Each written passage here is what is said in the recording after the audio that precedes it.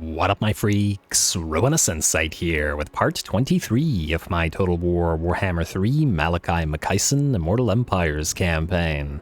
So as we saw last time, a pretty fantastic battle outside of Griffin Wood as Draika and Coadil were at last willing enough to give us a fight. Granted, we had to trick them into it, but they showed up and the fight was a good one. And just happy that we were able to make it happen rather than having the armies sort of split off and act independently. In terms of what we gotta do this time, we still have plenty of defending against the undead here. They keep on spawning, now up to 2 per turn. And we're down to 3 turns left on those sealed tombs. I have to wonder whether this is going to be like a, whether it keeps increasing, so we're up to 2 spawns per turn. Is it gonna go up to 3? Is the last one gonna be 5 or something? Poor King Lund. I mean, he's certainly managing to hold the mob, but damn, it's been taking a lot of work for him. Anyway, let's see what we've got. Well, you know what, let's do it in order. Malakai, let's start with you, sir.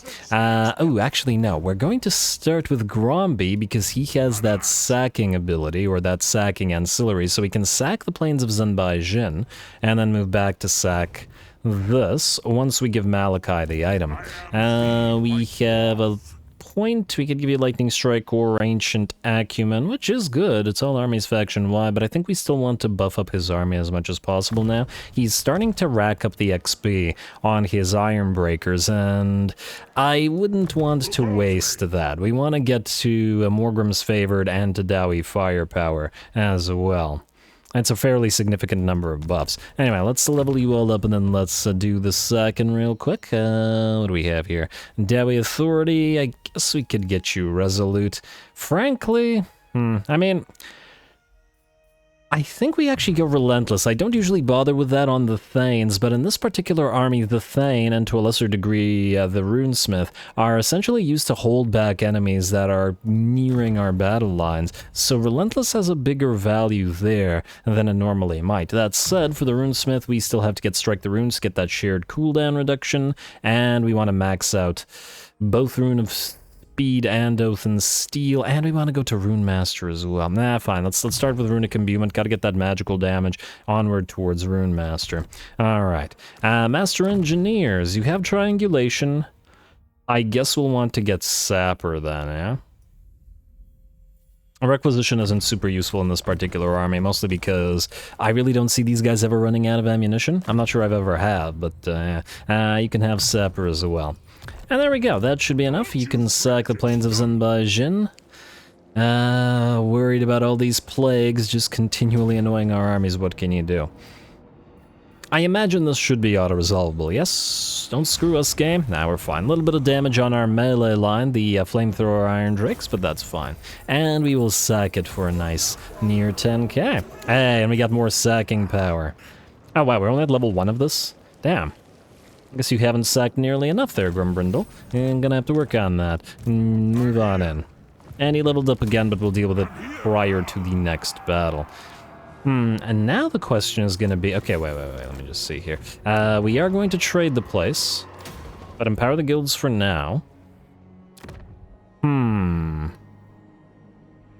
So we have presumably 4 turns until the return of Mr. Maggot. Tamarkan, 4 turns. He has a really great defeat trait. Do we wait around with Malakai an extra 2 turns, right? Or oh, and it's an extra 3 turns, because this turn, and we presumably, if we can reach Floating Mountain, if we send Grimbrindle, he still has to hunt down those champions. I really don't want to sit around with Malakai for an extra 2 turns, but on the other hand, it may be valuable to do so. We could move over here to the granite spikes in the back. No, I don't like bouncing around in that way either. Fine. All right, Malakai, take the, I forgot the name of the frickin' ancillary. We really could use a few more of these guys. What were they called? It was somewhere up near the top.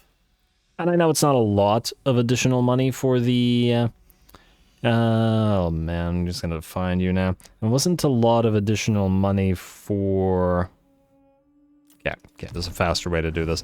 For the sacking, but it's still a bit Prospector. Okay, Prospector. I guess it wasn't near the top after all. There you go, Prospector. Seriously, what do we have to do to get another one of these?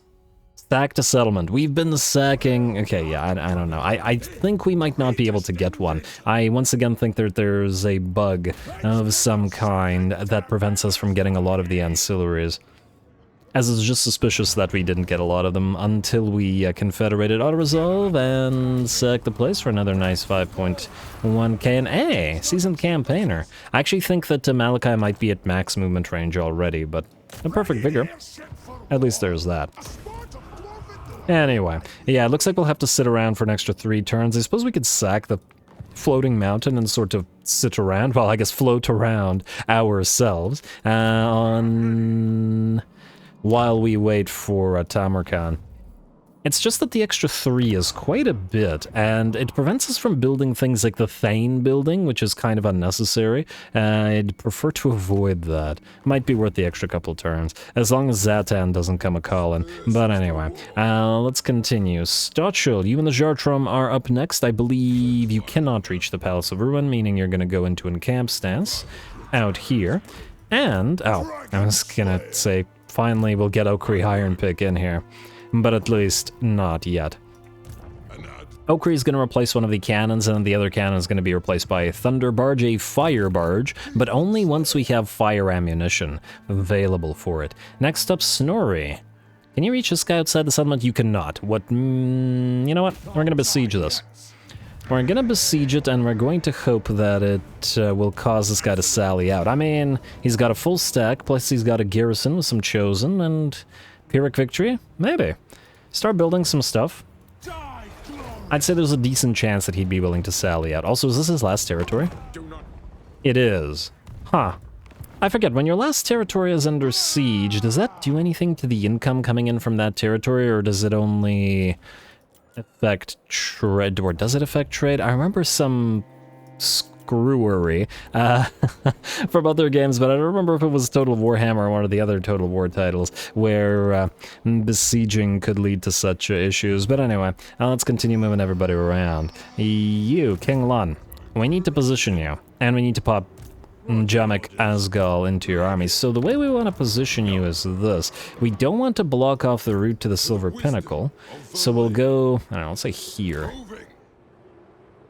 Because they don't seem to actually be trying to attack the army, and they seem to sort of be bypassing it in order to head directly for the Silver Pinnacle, which is a little bit odd, but at the same time it actually works out nicely since we don't have to worry about defending every single one of these minor settlements, and yeah, that's fine.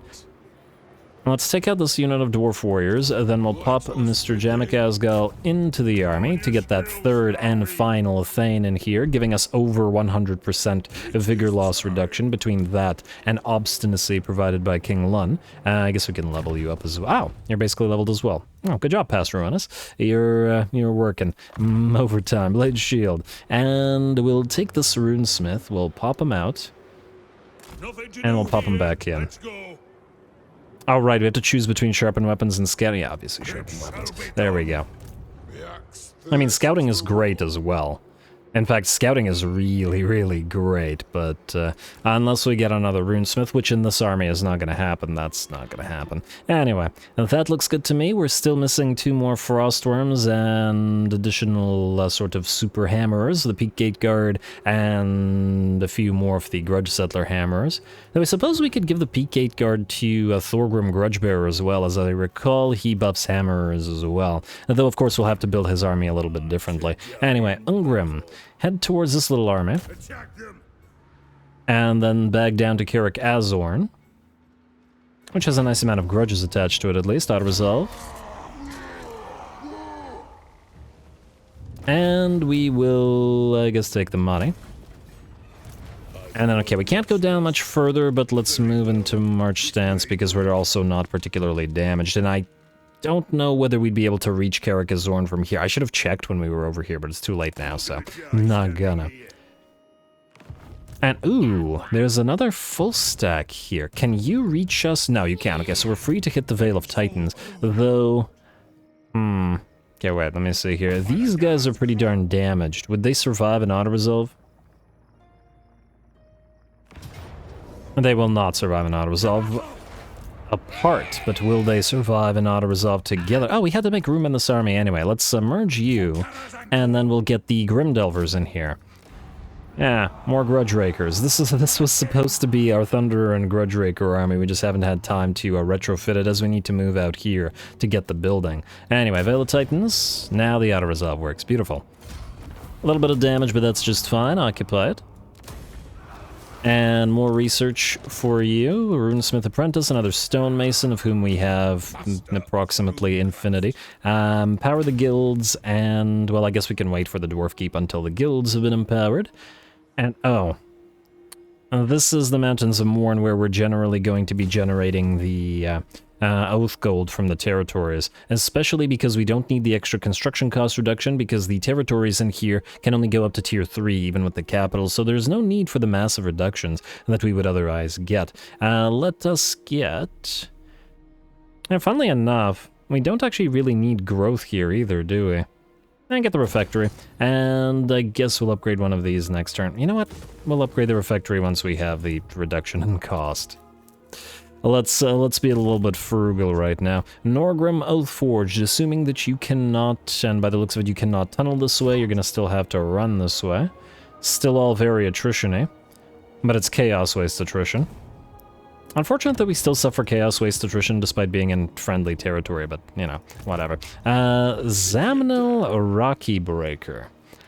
Alright, so how do we deal with you? We need to get rid of the rats.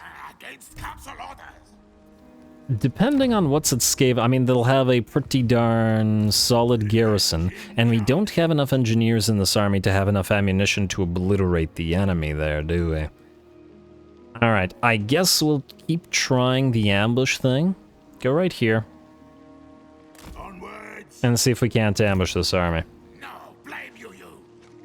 It will mean, well, we'll see. Then, Zamnil, we're gonna pop you to the edge of this territory, right here, where he can see you, but I think he can't reach you. It's kind of hard to say. But who knows, he might move closer. And then, we've got two things that we want to do here. The first, go to, not Great Orthodoxy, but Northern Provinces, and build another war drum.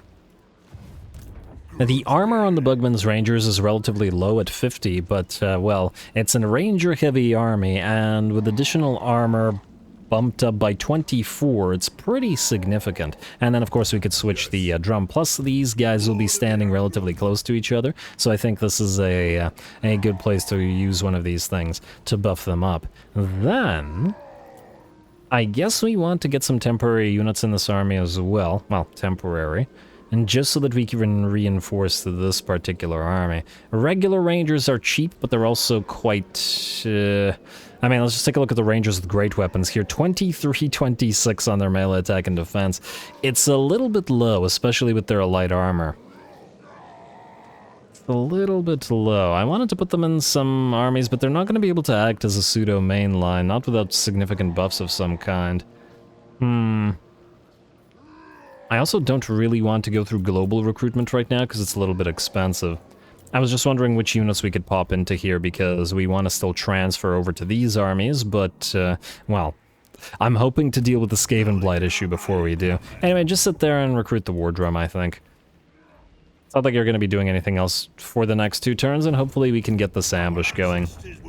If it's a possibility. We'll see. Anyway, let's see who else needs to move this turn, and Kalon Grundadrak. You were the last. Oh, and actually, you don't actually need to move. Assuming that we have... Ooh, there's a Cunning Master Engineer here. That's actually quite nice. Maybe not necessarily in this run-and-gun army, but we still have to switch about a bunch of the units out. Hold off. We'll get this Cunning guy, but there's no need to rush on that. We do have a little bit of cash, so we should probably double-check that there's nothing to build. I think that there isn't, though. At the very least, well, actually depending on whether we keep Silver Tower of Sorcerers. I suppose we could trade Blood Mountain and Furnius back to ourselves. I'm just really into keeping this Gem Cutter's Guild Hall, though there's no guarantee we'd ever be able to climb this high. Let's get you the Barley Field for now, and grow the place a little bit more. And then we can skip the rest, I think. Oh, Fortress of the Damned. Oh, it's -9. I was thinking that perhaps we can actually start collecting income here, but by the looks of it, we're going to need refectories. Quite a few of them at that. Shard Bastion? Oh, you can't go to it. Well, that's a shame as well. Oh, wow. Fortress of the Damned can be immediately upgraded to Dwarf Hold, eh? I mean, if we make this investment, we have to keep it. I mean, we don't have to, but we will. 9k for this. It's steep. I'm not the fan of the -9. And this is -9 despite the fact of the that there's no more corruption, really. Might have to switch to Venerate the Ancestor. Alright, fine. Go to Dwarf Hold. It's gonna take 11 turns to upgrade you. Damn, that's a long time. Though we can reduce that via various means in the tech tree. Huh, I guess we could upgrade the Dwarf Outpost here at the Shard Bastion as well. Only take 3 turns. Alright, fine. Though it is investment heavy. Oh, if we build a Trinket Maker, we could reduce the costs a little bit. Only take 1 turn. Fine. We'll reduce the costs. Then we might actually delete this Trinket Maker, although with the walls, a rebellion shouldn't be particularly threatening. Alright, I'm just gonna ignore you for now. Let's end the turn and then proceed. Get that Slayer Oath, gotta get that 20% movement speed for Slayers. I've been excited about that, for the Slayer Pirates in particular. Unassign skill points, building upgrades, damage buildings, outposts, and... assuming I'm not forgetting anything, end the turn.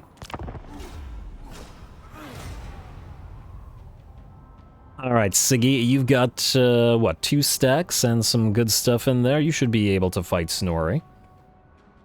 Don't be a coward about this, Siggy. Elspeth, what you want? Oh, still the Barrow Legion. Okay, well.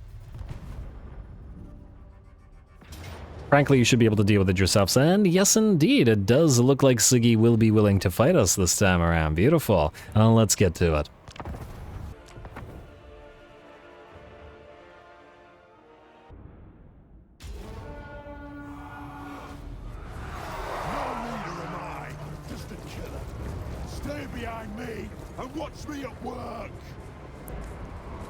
Alrighty, here we go. It's been, let's say, at least a few episodes since we've seen Snorri and Geragrim's army do their work as Ungrim, and generally speaking, the armies in the Darklands and the Mountains of Morn have been overshadowing the armies in the Northern Chaos Waste, but only for a little bit, and especially until we get to new enemies like Nagaron and Valkia, since this will be the last battle of Sigvald's faction. Now, the reinforcements are coming in right about now, in fact, but they do have a fairly decently long way to travel, and we should be able to obliterate this little tiny army out here before moving out to deal with the rest of the enemies, led by Sigvald. At least that's the plan. Hopefully we don't get crushed in between both of their forces, but I guess we'll have to find out. A and B, I'm not so sure that the Slayers wouldn't enjoy that sort of thing. Anyway, here we go. Geragrim and the Snorri will head towards the enemy lord, though by the looks of it, only one might be able to make their way through. Geragrim's a little bit faster than Snorri at 46 speed, and he'll move right through the enemy warriors just as the gap closes, leaving Snorri on the other side. And away he goes. He's going to begin fighting the Chaos Sorcerer Lord, who's going to keep dropping those Spirit Leeches and other spells. But the rest of the battle will be joined as well. And some trolls are going to move in, though they will get a few axes on them from our goblin hewers in combination with those Slayer pirates. It looks like those chaos trolls are pretty much out already. The marauders have been distracted, and it looks like we can move in our Doomseekers in as well. Though it looks like the marauders won't be in that part of the combat for too long. In the meantime, Geragrim has already taken care of the poor Sorcerer Lord, and this first army is done. But it's only the beginning of the battle, as the enemy has plenty more troops where that came from, and a decent pile of range. Surprisingly, certainly not something I would expect from a Slaaneshi army, but they are using decent numbers of Marauder horses. They also have Rotting Riders, or the Rot Knights in there, the Regiment of Renown, though hopefully by virtue of them being stuck in the forest here, that'll give our Slayers a little bit of a greater advantage. Alright, see a Seeker Chariot go down, and the Demon Nets that were riding disappear, get banished, crumble away, etc., etc., and so do the rest of them. But they're a fragile unit, and the Rot Knights are looking fairly fragile as well as they drop. That said, all those charges did mean heavy damage to this Grudge Settler unit of Slayers, and we're going to have to swap them out with more units. Enemy's going to take a long time, or at least a relatively long time, for the Chosen and Marauders and Chaos Warriors out here to get to us, so we've got time to dish out additional damage while we hold the line. And I think this was a pretty good location to choose to make our stand, as the trees will debuff the enemy larger units, and then this rock will prevent them from surrounding the Slayers. This does, however, mean that the relatively fragile Slayers are going to have to be fighting on par with the enemy, at least in terms of just a straight-up melee. I'm not really... What is this effect? Oh, it's the Glorious Death effect. Okay. Fair enough. So I like how they call it Glorious Death, but it implies cannot die. I guess you can only die if it is a glorious death. That makes sense. Alrighty, keep holding them back. We've also sent in our single unit of Giant Slayers here, and against the Exalted Hero and those Rot Knights, they were pretty darn effective. Sigvald has made his way in, and after a few hits, it looks like Garagrim has been brought down to a mere 40% HP. Sigvald facing off against 3 of these high-level Slayers, and Garagrim, Snorri, and one of the Demon Slayers, and is still very much holding, or one of the Dragon Slayers rather. Let's see, yeah, 105, 92 melee attack and defense, 1000 weapon strength, and 116 armor. Siggy is no slouch in combat pretty clearly, and we're going to have to back Garagrim off lest he kill him. Well, then there were 2. Of course, Garagrim can go fight other things, but Siggy was too dangerous. And it's looking like he's going to reduce Snorri down to half HP, all while fighting these 3. Pretty impressive, I have to say, but alas, a few more hits will bring Sigvald down. As long as he doesn't manage to bring Snorri down here. Alright, get him. Those doggos are helping out, and oh, he had his demon form available to him, meaning he's actually going to be banished. And there we go. Finally, Siggy goes down. The rest of his forces continue to make their stand in the trees. However, Chaos Spawn, Marauders, Chaos Warriors alike, all fighting together against the assorted Slayers, as this army has the biggest assortment of different types of Slayers together. Ongrim's army is going to be a little bit different. Of course, it'll rely on Giant Slayers and Doomseekers as the more expensive versions of Slayers, and will have much more of them in his army, but that'll also have other things than just Slayers. Gotta keep the armies different after all. Also, really like the lighting in this particular battle. It's light enough so that despite the forest, we can still see what the heck is going on here, as the Chosen and Marauders and Chaos Spawn continue facing off against the Slayers. Let's check out what's going on out here in the meantime. We had some Forsaken ripped apart by a few of the Slayers that stayed over on this side. Unfortunately, while we did destroy the first enemy army, they weren't shattered and were thus likely to come back. We also have a few of the enemy fast movers sort of riding around. In this case, it is a unit of Gorby's chariots. And one unfortunate aspect of the Goblin Heroes, I mean, this was a pretty perfect example of it. Because like any artillery piece, they have to sort of turn around and all 4 units have to be facing the enemy. The chariot was here, well within their range, but all the units were waiting for the other units to turn, and thus they weren't firing on the Gorby's chariots at all. And it's too bad that the artillery pieces can't act individually, like specifically for the Goblin Heroes. Even if that isn't the way for the regular artillery piece, it's more important for these guys since their range is just so darn short. Anyway, I see some Chosen facing off against the Slayer Pirates, but it looks like they will face off against them for not much longer, as the enemy army will finally shatter. Might be a few Chaos Spawns still in the middle of the fray, and they will be the last to go down, but of course we have plenty of anti-large in this army. And with that, the last spawn will fall, and the battle will be ours. And a spawn too small to crush anything beneath its bulk as well. Well, in the sense that, like a giant or something along those lines. Anyway, we're going to do our best to chase the enemy down, of course, but we can do that off-screen, and we should be able to auto-resolve the remnants of Sigvald's faction.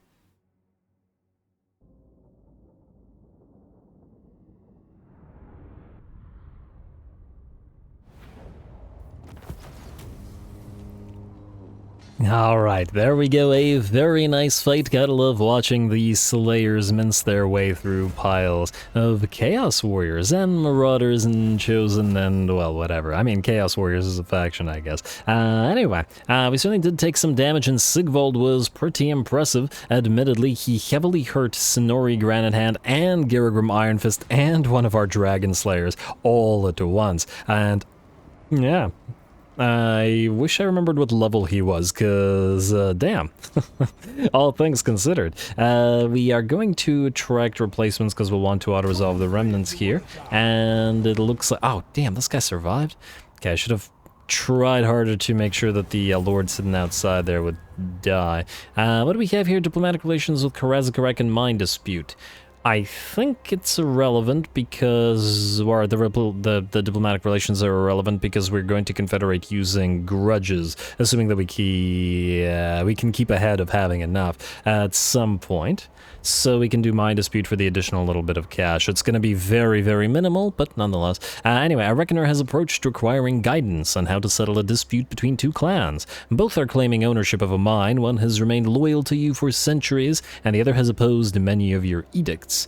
Give it to the loyalist clan. This clan should be rewarded for its loyal service. Let them have the mine, and we can expect a large tithe when the gold flows. So, 600 up to... so 250 gold, yeah. If we needed relationship with them, it would have been more worth it, but we didn't, so we didn't bother. Alright, and enemy killed in battle, yada yada yada, another stone mason, and there we go. Ah, really could have used that extra speed on the Slayers. 56 on the Slayer Pirates, and I guess all the Slayers standard. They can certainly pump those dwarfen legs. And just to double check, I'm correct about this, right? Sapper, speed for missile troops does indeed count Slayer Pirates, so we'll have another plus 45% out of these engineers. I'm really curious to see how this will look. I wonder if it'll be as funny when they're running so fast as Sigvald is when he can run at like 100 speed.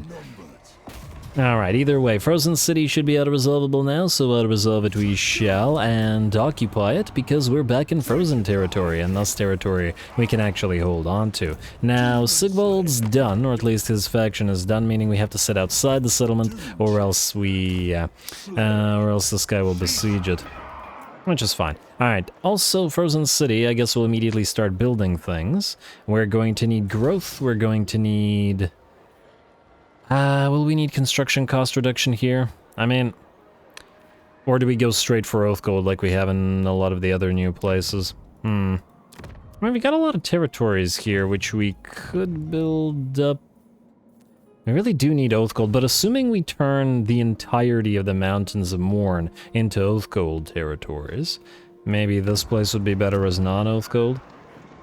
Yeah, fine. Let's go for a Trinket Maker here. Or we'll probably also just sort of do some there, etc., etc. We'll see how much our Oath Gold income is going to be later on. We also got to remember that Oath Gold will power up our armies fairly considerably, as there's a number of items and runes that are going to make a lot of armies a lot more viable or a lot more effective than they have been until now. So there is that as well. Anyway, to the Palace of Ruin, sir.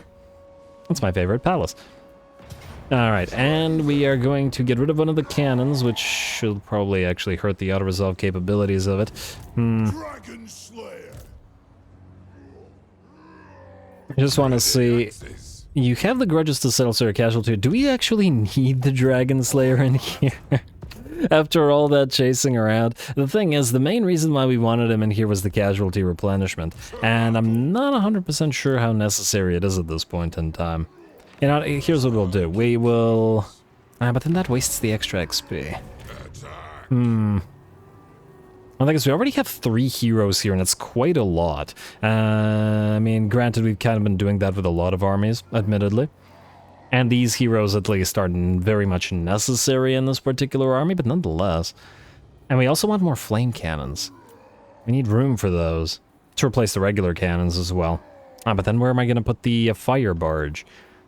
You know what? Do it without Okri. I want to see how the replenishment goes for this particular army like this. Because if it's terrible, then yeah, we'll probably need them. Auto-resolve. It'll barely hurt us. Occupy. Do we? Huh, we still heal up. And what is this? Maybe 25%? Casualty replenishment's not too bad. At least it isn't too bad in our own territory or in frozen territory.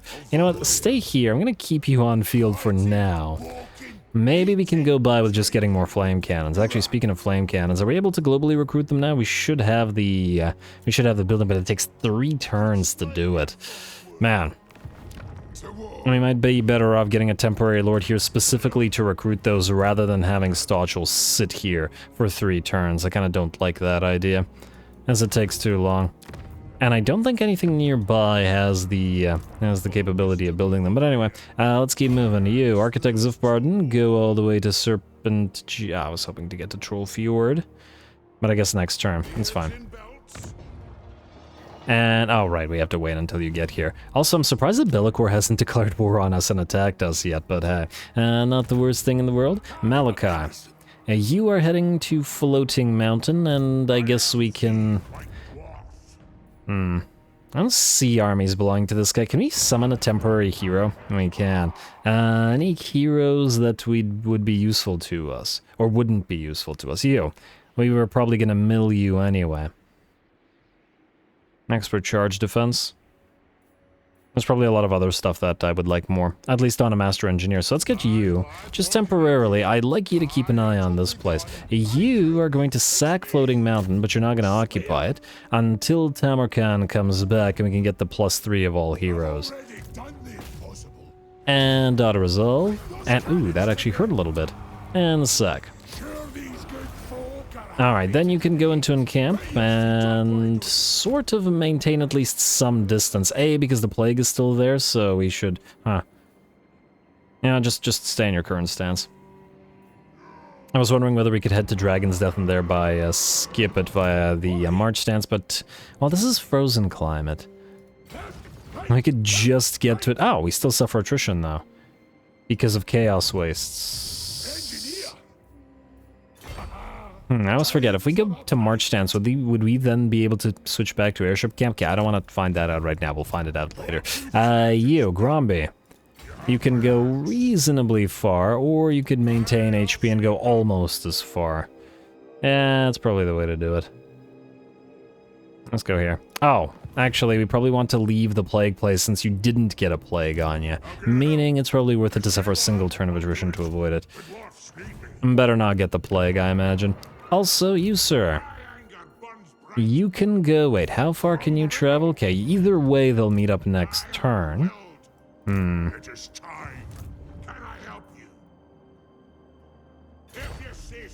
gonna say go in this stance, in the encamp, or not encamp, in the tunneling stance. Because then we can just transfer, it's fine, it'll work, guys. Nobody panic. Alright, Gallows Tree and Plains of Zanbaijin. So what I want to do with you is I think we're going to trade Blood Mountain and Infernius back to ourselves, if we're keeping the Silver Tower of Sorcerers. So Blood Mountain and Infernius for Plains of Zanbaijin. I take it Blood Mountain will be worth more, 0.8 and... Oh, okay, Infernius is worth more. For the Plains of Zanbaijin, which he will do. Go for it. And then Blood Mountain, or Infernius for... Yeah, I've already forgotten the name of the stuff. For Gallows Tree, that's it. Gallows Tree for Blood Mountain. And that'll work too. And they'll give us a little bit of cash that they're not using on anything useful anyway, so enjoy. There we go. Now we have the full province here. And we can, I guess, upgrade you next turn once we have Empower the Guilds up and running. We got some decent amounts of cash, but we gotta remember that a lot of things are really expensive. Oh, so it's gonna take forever to build the place up, but that's okay. We expected that. We were aware of it. We were prepared for it, to some degree. Anyway, King Lun. Okay, so this guy did indeed move by you, and oh my lord, we got 5 of them on field now. So yeah, it spawned 3 this turn. So now it's up to 3, so we can expect at minimum 6 more full stacks.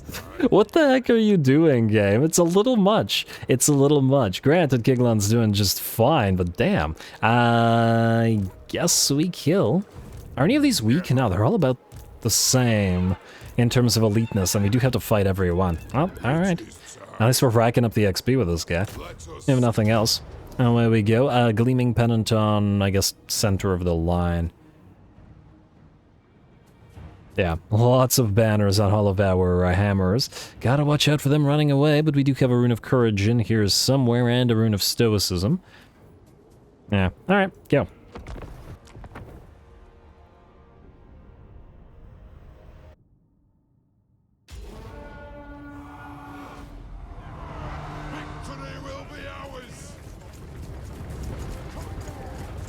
Alrighty, here we go again with King Lun around, I don't know what round we're on, to be honest, against the undead, but he's just gonna have to keep on keeping on and keep on holding back the tide to seal the tombs. We've got the frost worms, which are still very nice and do seem to work fairly well with the hammers that we've got. I sort of like this accidental army composition. I'm pretty darn happy with it. Alright, and what I'm not happy with is the enemy not moving towards us. There we go, we're gonna set up and sort of move a little bit in order to deal with the enemy. We're going to separate our center line and to send a unit of Thunderers and a unit of Iron Drakes to each side, as they need to fire upon the enemies that are on our flanks here. The Thunderers and the Iron Drakes have taken a very slightly elevated position. Iron Drakes firing upon the enemy, I want to say gliders, upon the enemy Vargeists here. And they're hoping to target the Blood Knights as well. In fact, they're probably better used targeting Blood Knights first, rather than the Vargeists. It's just that the Vargeists are potentially more annoying to us, even if the Trollhammer torpedoes are more effective against the cavalry units. The thing is, the Vargeists will simply fly over our units of hammerers, whereas the Blood Knights are sort of stuck, and we can countercharge them with the relatively fast-moving Frostworm, as well as the hammers. Anyway, speaking of, looks like those Vargeists come down as expected upon our Iron Drakes, but that's why we keep several units of Hammers with all of our range units to protect all of the melee. Looks like the Mortis Engine moves in, but where it would normally be reasonably safe, in at least a pile of units surrounded by Hammerers and a Thane, it's going to be in trouble very quick. Similar sort of thing going on the left flank, as Vargeists have landed in our range line and are going to give chase to the Thunderers and the Iron Drakes, but once again we do have Hammers specifically to deal with the situation, and we're going to make sure our units move away a little bit faster by giving them that Master Rune of Speed. And there we go. Hammers move on in and start breaking apart those Vargeists, and it looks like the enemy Ghosties are also having a pretty bad time. After all, we have magical damage available on all of our hammer units, though funnily enough, not on our Frostworms. And Frostworms sort of ice gliding forth, skating forth, I don't know, towards the enemy big monsters as well. Or just to annoy the piles of units as best we can. Looks like the bounce power is at about, let's say, 65, maybe 70% in our favor, at least getting to that point, though the enemy slow movers have now arrived as well. Graveguard with great weapons facing off against Hammerers. Now, the Graveguard with great weapons can pierce our armor here, but the Hammerers can simply out-damage them, so this isn't the best matchup for the great weapon wielders here. Now, these were Longbeards with dwarf warriors with sword and board rather than great weapons, then it would be much better for the Engraved Guard, but against hammerers, they'll simply get ripped apart, even if they are able to do damage. Anyway, out here we have the enemy Master Necro, who gets knocked out of the sky by a combination of our torpedoes and thunderers. The Blood Knights will melt away, and it looks like with the fall of the Necromancer, the entire army will melt. A close battle, and we certainly did take damage to our range units and several of our melee units as well. So, well, that'll be dangerous, but we'll see how much we can heal up post-battle. Hopefully you guys aren't tired of seeing King Lun's hammerers do their work and rip these undead armies apart, because clearly we have plenty more to go through.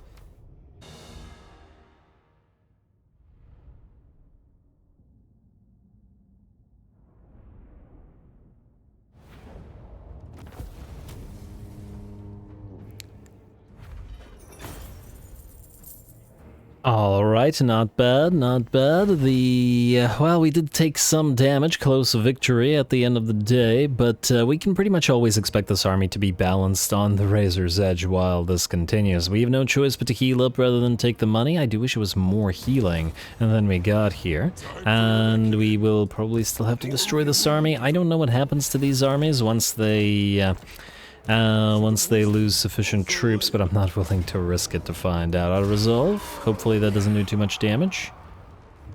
48 hammers dead for that? That's unreasonable. Heal up again. And I take it we won't be able to reach another army at this, alright? We will not. I guess the question now is, will we block? It doesn't look like it. It looks like we're free to encamp here and not block. Yeah, no, they should still be able to move, so that's fine. Sit here. Try to heal up a little bit. We'll also start putting in some points. Now, okay, here's a question. We would like to get to Honored by Grimnir for the additional hammer buffs. The question is, where do we spend the points? Assuming that we get 2 more Frostworms, which will replace the 2 Thunderers, we'll have room for, well, the Dwarf Warriors will become the Peak Gate Guard, and these 2 Hammers will probably become Super Hammerers. Grudge Bearer Hammers, whatever. Grudge Settler Hammers. We'd have 4, and then 4, and then 4. We could either keep the 2 unit of Iron Drakes, or get 2 pieces of artillery for a long range for this army. And I'm not entirely sure which one would be the better option. It might be nice to have a long range option for this army as, well, for example, if the enemy has a pile of artillery, we could have cannons or grudge throwers or organ guns or whatever. Yeah, you know what, fine. Let's get the points in Tactician then. It's not going to be super useful for the army right now, but we're only putting them in here to try to get through Rally into Honored by Grimnir anyway. What about the Thanes? You have everything you need, so let's get you, I don't know, Woundmaker, hit a little bit harder. You, probably in the same position. Oh, you're actually on Blade Shield. I lied. Alright. Blade Shield it is, try to get to Deadly Onslaught, and then the last Thane, the new guy, is saving his points in order to get Revered Thane and Fell-Handed Warrior. You... I mean, I want Strike the Runes and I want Runic Imbuement, but I think... Well, then again, it's not a lot of... I mean, it's an extra 3% weapon strength. It's not a lot, but let's face it. We could get Strike the Runes immediately, so I think that's what we'll do. And then we'll move through towards Rune Master, and then we'll go back for those sharpened weapons. Alright, King Lun, that is your well-positioned, and it will remain as such. You. Ungrim, hit Karakazorn. What do we have here? Ooh, in 3 turns... wait. In 3 turns, it'll be tier 5, which means we could take it to tier 4. Which ain't bad, but do we really want to wait around while these guys re-recruit? Feel like we don't. 3 turns is a fair bit, and we're already waiting around with Malakai. Close victory, eh? I think it'll be fine. Yeah, it's fine. It's just not worth dealing with the basic, and the basic work troops. Slayer Ward, Stone Mason, and are we able to immediately build whatever this is? Yes, we are. Karakazorn, Great Hall, and Dwarf Resources, Dwarf Beer Resource, Production 45 kegs, massive amount of control, a little bit of buildings. I can start building it now. We also have a gunsmith's forge as well as an engineer's workshop, which probably aren't the best things to have here. I'm disinclined to get rid of the engineer's workshop though, so we'll demolish the gunsmith's forge for now. Can't say the Slayers don't need guns, mind you, now that we have Slayer pirates, but the rest of this works. Alright, and then you heal up, if not quite to full, quite close to it. We also do need to replace Ungrim, or not replace, but reset his buffs, because they're not quite right. As he doesn't have Grimnir's heirs. But his entire army will be well, not replaced, but modified later on anyway. Anyway, Cobalt, I would like you to move in such a way where you can be close to this guy, or this full stack, but not so close that they can reach and attack you, like so. And there's no other army at Margate. I don't know if we could... Tempted to try an ambush here. Give it a try. And just in case it works, let's level up. Now, you are the Thunderer army, and thus you have Thunderer, and you have more Grimm's Favored, which are the main things that you need here. I guess Dowie Firepower will also help the Thunderers, yes, including the Grudge Rakers. Yes. Alright, so let's get Dowie Firepower, and then I guess... maybe Rune of oh, no. Master of the Ancient Lore. Master of the Ancient Lore gives us the cooldown reduction when we're in melee. Granted, dangerous against, well, against Blackwork big bosses or Grimgore or really anything that can fight in melee, but hopefully we got other troops to protect us. You can have Sapper and Requisition as well, but it's not super critical right now. And then you, Gautry. The thing about you is that you were originally going to be sent to another army. This is why you have Keeper of the Gate. But the other army now has another Thane, meaning you... Well, you're still not going to stay in this army, but we're going to have to send you somewhere else. Considering you're level 23, we probably don't want to waste that either. Woundmaker and Deadly Onslaught, though. Alright. Grimgore is looking to be in pretty dire straits. Our...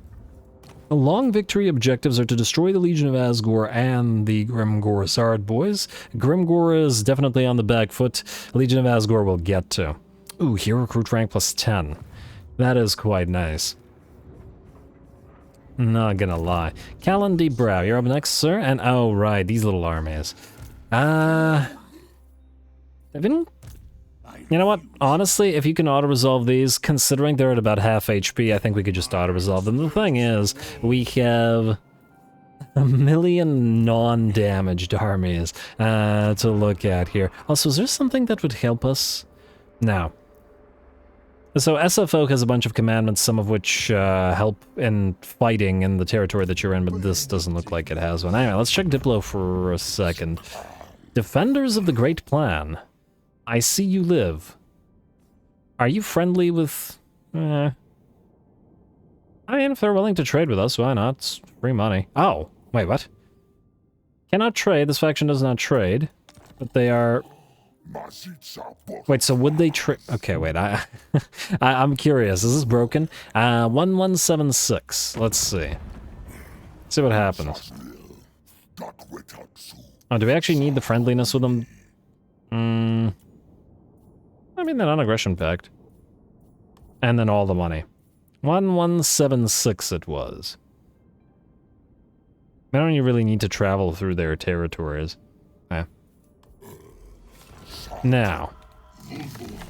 117. No! Huh, it says they cannot trade, but in fact they can, and in fact they do give us money for doing so. Western provinces gotta get that non-aggression pact at some point and get your units, though fortunately we have the northern provinces as well. And no peace, only war. Alright, next up we got technologies. We're trying to get to Oathstones for that upkeep reduction for all units, which means we want to get a few more of these things going. Royal Guard will give us physical resistance for hammerers, which, well, our hammerer army is kind of in need of. Though, this is a little bit of disappointment. The Iron Breakers get Shield Wall of Gromrel, which is a pretty massive defensive buff for them, and well, quite literally massive due to the mass increase. Missile block chance, mass, missile resistance, ballistic plating, at the cost of cannot run.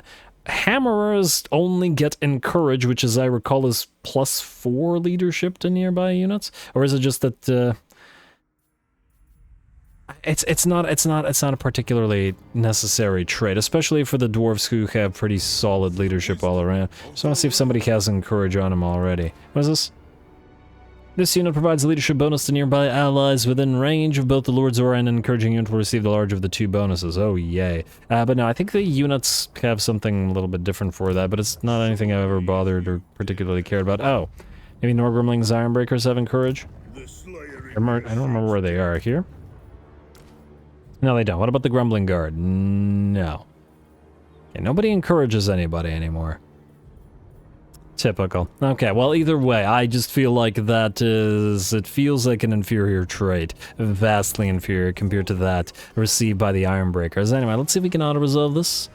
Huh. Do you have to go around this way, or can you go around this way? The thing is, this guy's gonna... just go. Just go. Whatever. I feel like what'll happen is, okay, you can auto-resolve, is you'll cross the river, and that'll take all your movement. But I don't think there's anything we could do about it.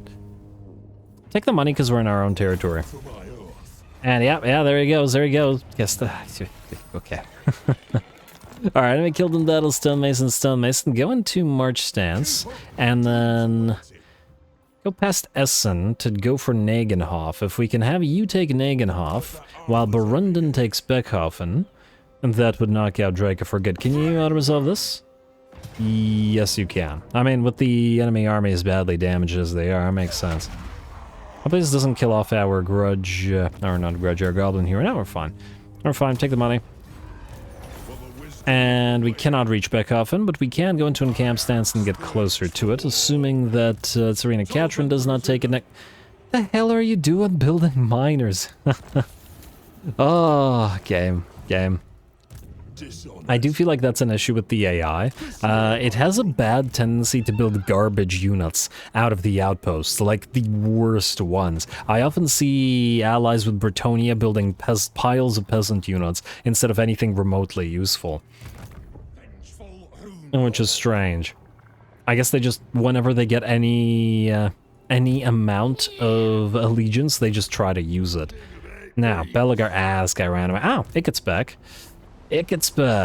With, okay, well, we can't take, yeah, Belagar's army, it's not going to be able to take on the Skavenblight army, and this army, and Ikit's army, so the only thing we could try to do is maintain ambush stance, and hope that they try to move out here, or that we maybe catch out one of them with the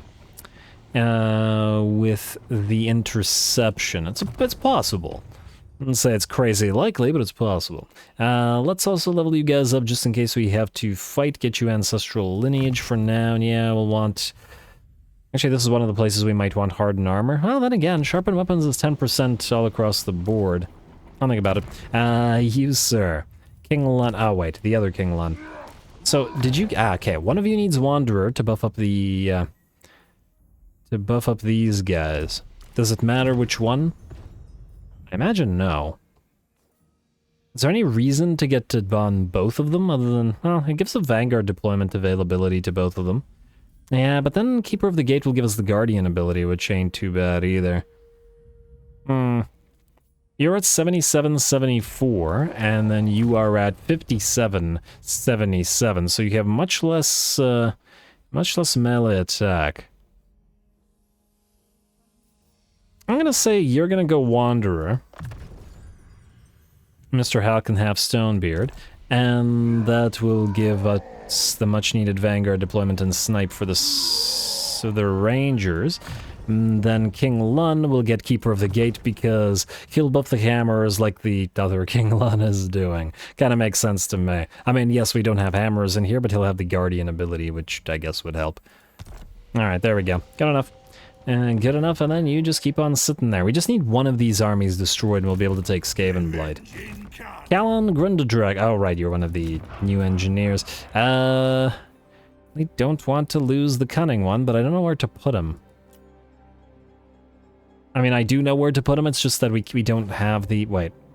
This army. You're gonna need many engineers. You have one. You will need another. Can we get engineers all the way out here? Yes. Alright, fine. We can go for the cunning one. Yes. That works out, and we have, let's see, Cobalt Oathkeeper. I don't know who you are. Oh, yeah, you're this guy. Yes, okay. You two are here to reduce the costs of Stormvrak Mount. Chasing death. Like so. Then you're gonna return to Tribe Slaughter, where you will... yeah, alright, just keep building stuff here. Do we need to return to Carrick Doom? Not right now. We will need to return to Pillar of Skulls in 2 turns, so go to Tribe Slaughter. Okay, wow, you have to actually travel quite a bit to get to Tribe Slaughter, but that's fine. And then reduce the costs there, and then keep building stuff. Alright, go for the Guild Marketplace, go for the Stonebeard Bakery, and then go for the Refectory as well. Nice. Looks good to me. Constructor Groth. You're a constructor out here. And, oh right, Karakadrin, you need to build... I wish I remembered what you needed to build, but I do not. I guess we could build the Feast Hall, get that control bonus. Yeah, go for it. Does this provide a control bonus? It doesn't. Okay, well. And then I guess that answers that question. Then, I guess you're gonna proceed southwards to Waldenhof. It's not gonna get any cheaper. We'll see if we can trade Essen or Mordheim for Fort Oberstyre. And let's see. Fort Oberstyre is 97, Schwarzhofen is 110, Essen is 50, and what was the other one? Mordheim? Also 50. Alright, well maybe when they upgrade to the next level and have another point, we'd be able to trade them for these. I wasn't originally going to hold both of these provinces, but the fact that we hold 2 out of 3 settlements on both of them kind of makes me think that we maybe should. Constructor Groth. Plus there's wood here, so Dwarf Quarrelers, Rangers, Bolt Throwers, and Grudge Throwers upkeep reduction faction-wide. Can't complain too much about that. Alright, Vineyard and Trading Warehouse, and I believe that's... You can go to Castle Drakenhof. And, oh, 5k for the 50k, that's not gonna happen. That's crazy, game. That's nuts. No, it's not gonna happen. And I believe that's it for the moves.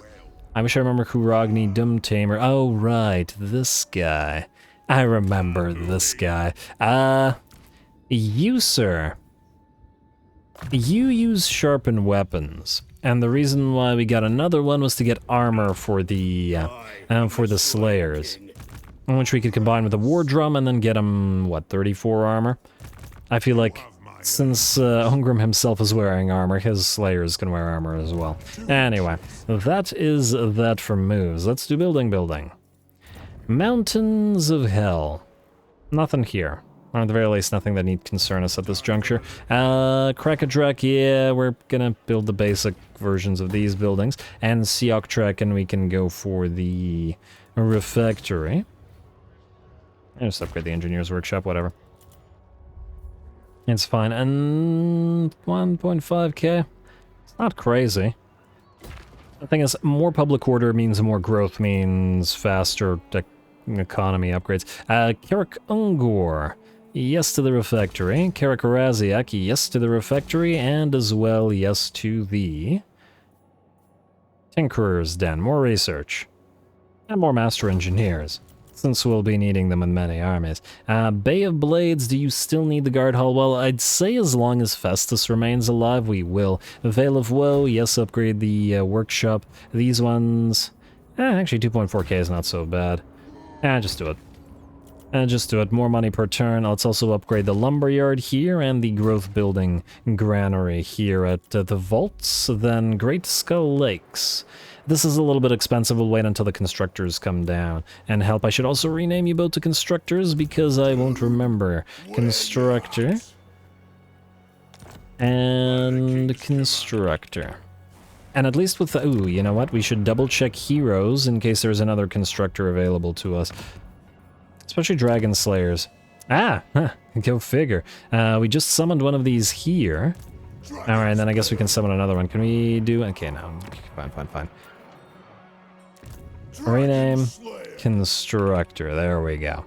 And eventually a lot of these will have to be deleted, but for now they'll be helpful. I will also, between the episodes, give them, like, Dwarf Brides and Jewelers and whatever else they do to buff things. But that's a between the episodes thing. Because it's a horrific waste of time on screen. Anyway, Rib Peaks. Nothing there, or at least nothing we want to build. Zufbar. Gears of Zufbar.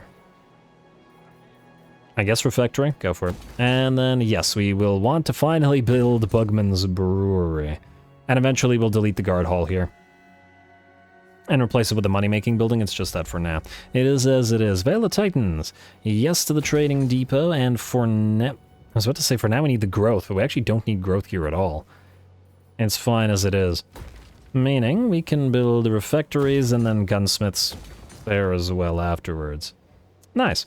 Alright, what about you? Troll Fjord? No, we're on the way there with our Architect Core, Engineer Core, whatever. You can upgrade the Guild Marketplace, mostly because we're too far away from you. And we need more Oath Gold. Ever more Oath Gold. Yeah. Waldenhof will wait until you are less costly. And I think we might want to hold on to the rest of the money. I think there was a reason... Was there a reason why I didn't build the refectory here? There might have been. Maybe I thought it was too expensive at the time, but I think it's fine. Just do it. We could... Oh, I was probably thinking we could probably use defenses there, but at the same time, we're probably fine. Build the Dwarf Keep here immediately, the Palace of Ruin. Also go for the refectory. And... Oh, you know what? Hey. Do we get anything at tier 4 spices? Nah, we don't. Oh, well. And, oh, wow, the growth here is just non-existent, is it? Ugh, okay, you know what? Don't collect income here because as soon as our army leaves, everybody's going to be very unhappy. Time for a reckoning. Yeah, we're gonna need the refectory rather than the growth. Well, what can you do? Silver Tower of Sorcerers, you're in the same position. I guess we can wait to upgrade you, and I guess we're good. Skip, skip, skip, skip, skip, skip, skip, skip, skip, and turn. Maybe we had some, maybe we had some other things to do, but whatever. All good for now. Well, let's see if anybody can attack us. And we are starting to move to the point, I think, where we can confederate Karazakarak, I think, within the next, maybe 2 episodes? Ah, damn, still didn't catch those Skaven. Ambush foiled Belagar. Oh, Belagar, Belagar. Surrender imminent, Frozen City. Okay. Demon Slayer. Sure, game, sure. Ready for duty, technology researched, another stonemason, you die. On resolve. And so ends Sigvald's faction, take the money. Faction destroyed, lovely. Then Sonori, you will proceed to Dargoth. Where is Valkia, I wonder? Anywhere nearby? Are these all... Yeah, these are all free captures. I see Uzul Demon Tamer. I'm tempted to send Okri down here just so that we can see if we can't spot Valkia. Useful to have a scout out there. No, I was gonna do the same thing out here. And, Tamarkan has returned. Okay, it's not as, honestly, it's not as long as waiting as I thought it was gonna be. I'll resolve this and get his defeat trait. Sorry, Tamarkan, you're, once again, just not worth fighting. And a little bit of damage, but nothing that need concern us at this juncture. Occupied, destroying Tamarkan and giving us the defeat trait. Beautiful. Absolutely beautiful. Alright, and the army received the plague? It did not. Let's leave the settlement just in case. It may be protecting us from the plague. Okay, this will be dealt with later. I would like to see whether the Chaos Dwarfs are on the way and whether we'll be able to intercept them in time before they reach one of our newer territories. Looks like nobody at the Granite Peaks as yet. Go figure. Also have to figure out whether we actually want to keep the Volary. We don't actually have a special building here, unfortunately. I'll think about it. I wasn't gonna keep the Challenge Stone, even though Dragon's Death is frozen territory, mostly because, I don't know, it doesn't have too much in the way of useful stuff. Anyway, I think with that, folks, we are going to be pretty much out of time. I guess, oh my lord. This is a lot to be contending with. Huh. One turn, eh? Will they disappear, or will they stay alive after the tombs have been sealed, I wonder? We could pop King Lund back into the Silver Pinnacle and allow them to advance afterwards, after we kill off this one. You know what, we'll find out next time, but we can fight one more here. King Lund, keep having fun. Keep having Lund. Oh! This is actually a weaker army. But can we afford to auto-resolve it? Is the question. I'm gonna say it's too risky. It's too risky. Go.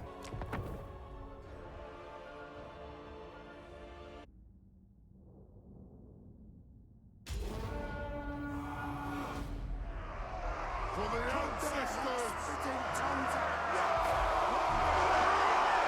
Alrighty, here we go, and oh, we're in... Huh, I guess, okay, I didn't check which territory this was part of, but interesting that we're in completely frozen mountainous terrain now, considering the last battle King Lun fought was very much a Darklands battle and looked completely different than this. On the bright side, though, well, we've got the bright side of the map here, and we can see everything happening, just like we could in the Darklands, mind you. So King Lun, in having all of these elite battles, is getting a lot of good lighting, which is always lovely. Anyway, looks like some enemies are going to move on in, and the Blood Knights are going to be the focus of the Troll Hammers this time. And this is a really good use of the Troll Hammers, as the torpedoes can do sufficient damage to knock out a model on occasion. I don't know if it's every other shot, but there are quite a few that drop with every volley. The Blood Knights are already down to basically nothing. They're basically already dead. Stop, they're already dead. But I guess in some ways, they always were. Anyway, the Blood Knights begin to melt, but there are Black Knights together with the Black Coach heading directly towards us. Unlike the last army, the enemy has brought 2 Black Coaches, though this one, at least, is going to get focused down by Troll Hammers and by Thunderers alike. Then, the enemy Black Knights with Lances and Barding will get countercharged, first by our Frostworm, which will slow them down and take their charge so that they cannot charge into our Hammerers, and then our Hammerers and Thane will follow in and help obliterate them. And pretty effectively, I might add. Because of the pretty darn insane speed on the Frostworms, 75, they're really useful in this army, as I've already mentioned, due to their ability to countercharge and slow enemies down, as obviously our Hammerers are not able to sort of switch positions on the field of battle very quickly, and due to their slow movement speed. And looks like, once again, enemy Vargeists come down on our range units, but this time they're going to get surrounded by Hammerers from every side and ripped apart long before they can dish out too much hurt. And the Iron Drakes will simply move through the ranks of Hammerers. And there we go, bring those Vargeists down. They're stuck now. It's one of the big issues with flying units. When one gets stuck, basically the entire unit gets stuck. And I imagine that the AI has just as much trouble getting these guys out as the player would. The rightmost flank has already been won, at the very least, against the fast movers, though the Graveguard are making their way in. And they're going to take at least a few shots from the Thunderers. The center line is about to get Graveguard reinforcements as well, and there's a Terrorgeist leading the enemy Blood Knights here. Though we do have our own big ol' unit to anchor the line. Black Coach will charge our Hammerers in the back, and these guys are starting to take a little bit of damage on them, so we will have to be careful. The Black Coaches are also really quite annoying, as they won't sit still, and will move on in to attack our range units. But hopefully we can either surround them with Hammerers, or at least open up enough of a space for the Thunderers to back off and start taking volleys into the Black Coaches. A Vargolf goes down on the leftmost flank, and the battle is definitely turning in our favor. The last Terrorgeist is arriving, and if you're wondering why it's so far away, it's because we led it away. Okay, that's not what I was looking for. Okay, I don't know where they dropped. Oh, there they are. We led them away with the summoned gyrocopters, just so that it wasn't able to participate. Definitely a decent use of the summoned units, since they probably wouldn't have been able to do too much damage to this particular enemy army. Anyway, looks like the Terrorgeist drops upon our Runesmith. Probably a decent choice, as the Runesmith is much more fragile than any of our 3 Thanes or King Lun, but the 2 Terrorgeists will probably not be able to hold against all these Hammerers and the Frostworm as well. A couple of Necromancers in here, and we did try to take some volleys at them with our range units, but the kills were kind of interfering with it, and now that the enemy has closed the distance with our Hammerers, it's probably better not to risk Troll Hammers killing off our own units. With that, the last of the Terrorgeists will fall, and ooh, nice animation sort of stopping from the Frostworm there, mid-effect. Wish I could make the banners go away. If it was only just a little bit closer to the Terrorgeist here, it would have been sort of like it was well, it actually does look like it's intertwining the wing here. Yeah, I really love watching the Frostworms.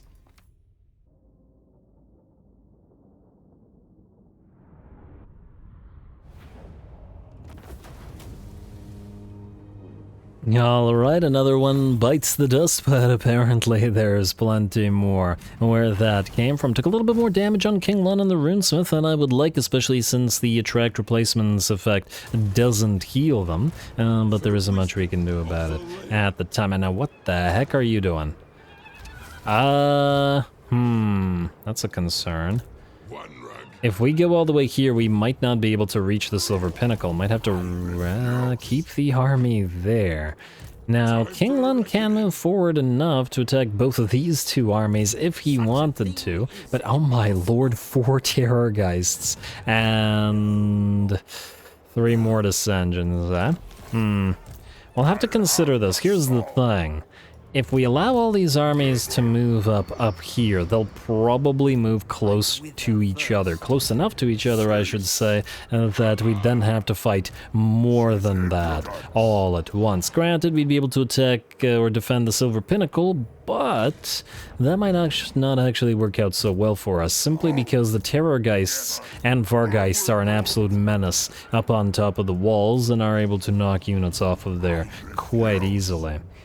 Might have to warrant actually sallying out and attacking these guys next turn and trying to knock out both of these armies, then moving off to the side, healing for a turn before these guys can move up to the Silver Pinnacle, and then attacking both of these two armies as well. And hoping that the next turn with the sealed tombs completed, they won't reappear. But we'll have to see. Though we'll have to see next time, as obviously we're very much out of time. I'm calling the episode here. More undead fighting here. And next time around, we will finish up with a Drakus faction and begin the retrofits of these armies. Belegar will continue attempting to catch one of the rat armies out in either an interception or an ambush. One of these days it'll work, I'm sure. And we continue to advance into Valkia's territories and thereafter hopefully catch Valkia's armies in some nice fights as well. Lots more stuff to do, so stay tuned for more Malakai. Don't forget to leave those likes and comments below. All glory to the algorithm, and thanks for watching.